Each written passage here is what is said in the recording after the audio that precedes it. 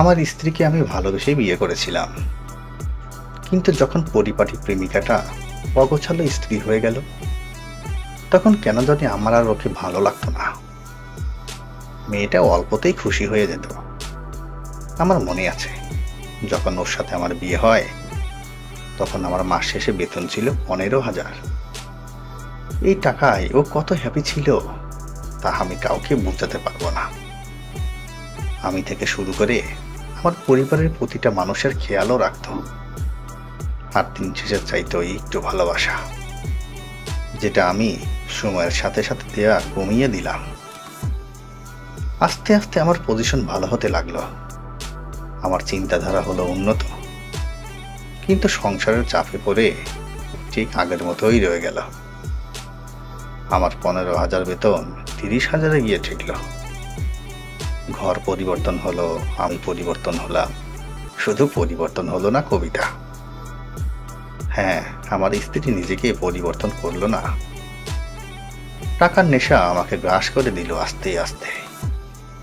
ভুলে গেলাম আমি আমার প্রিয় অতীতকে, সুখ পেয়ে ভুলে গেলাম দুঃখের দিনে পাশে থাকা মানুষগুলোকে। সারাদিন খাটাখাটনি করে খাবার টেবিলে যখন কবিতা অপেক্ষা করত, আমি বলতাম যত সব বাড়াবাড়ি।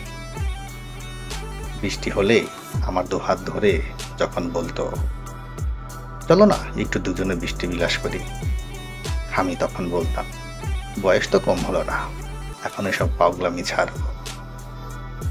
দিনের পর দিন তার ভালোবাসা বেড়েছিল আমার প্রতি, আর আমার অবহেলা। একটা সময় পর আমার পরিবারেও ওকে অবহেলা করতে শুরু করলো।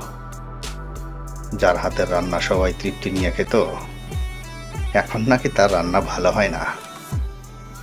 যে ওষুধ না দিলে আমার বাবা মার ওষুধ খাওয়ার কথা মনে থাকতো না, আজকাল নাকি সে ভুল ওষুধ দিয়ে আমার বাবা মাকে মেরে ফেলার প্ল্যান করছে।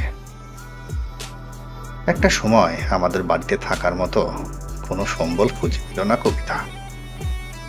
তাই সরাসরি বলেই দিলাম, আমি তোমায় ডিভোর্স দিতে চাই। সে সেদিন খুব অবাক নয়নে চেয়েছিল, কোনো প্রতিবাদ করেনি।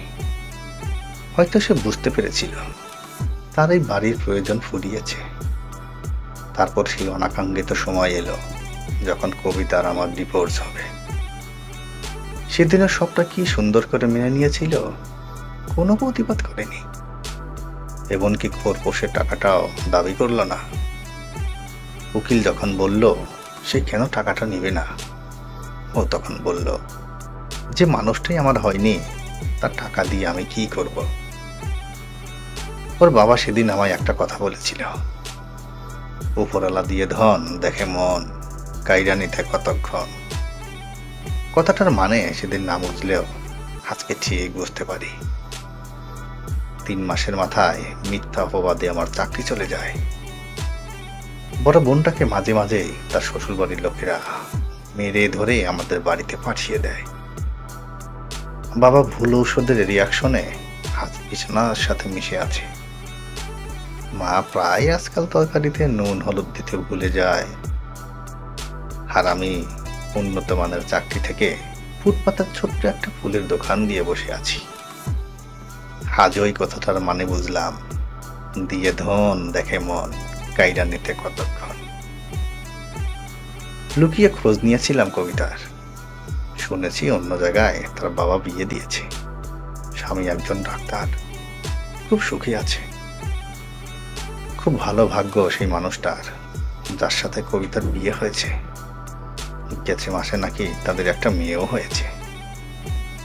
সে সুখের আশা করেনি, তাই তার এত সুখ। আর আমি সুখের আশা করে মানুষকে অমানুষ ভেবেছি, তাই আজ আমার এই পরিস্থিতি। আসলে শেষ হাসিটা তারাই হাসে যারা নিজেকে নয় অন্যকে ভালোবাসে। সবাই টাকার সুখ খোঁজে না, প্রিয় মানুষটার মাঝেও কেউ কেউ সুখ খোঁজে।